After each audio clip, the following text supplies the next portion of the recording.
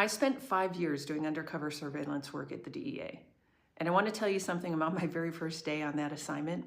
My sergeant drove me around the parking lot and asked me what I saw. I looked everywhere. I was scanning, I was watching, I was paying attention, and I had absolutely nothing useful to report back to him. My eyes were up. I saw everything and I saw nothing at the exact same time.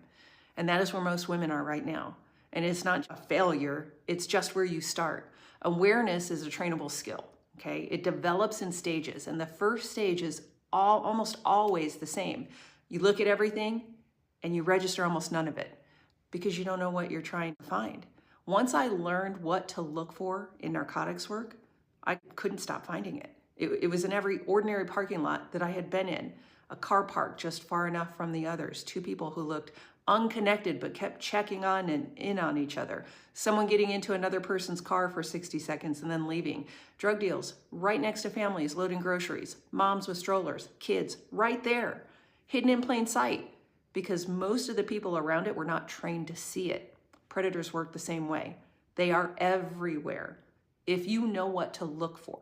So let me give you something specific, because pay attention is not the instruction.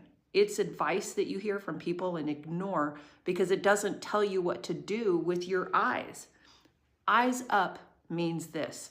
Before you step into a space, take a quick look at who's already in it. Where are they?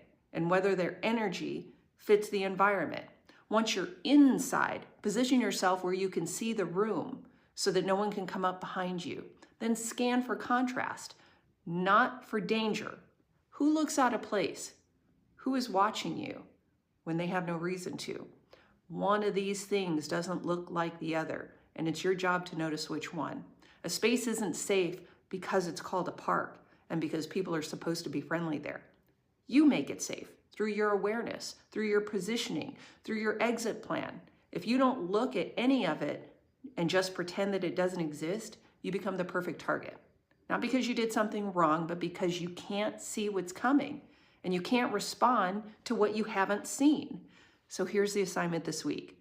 The next time you're out in public, take one intentional step and sweep the space around you. Ask yourself if anyone or anything feels out of place. If something catches your eye, ask what specifically is triggering that feeling. Clock your distance from them. Clock your exits, then continue on your day. You're not trying to find every threat in every room. You're building the habit of noticing contrast so that when something is genuinely off, you catch it early instead of when it already is too close enough to matter. Okay? The goal is not to feel paranoid. The goal is to develop that confident awareness because you actually know what you're looking at.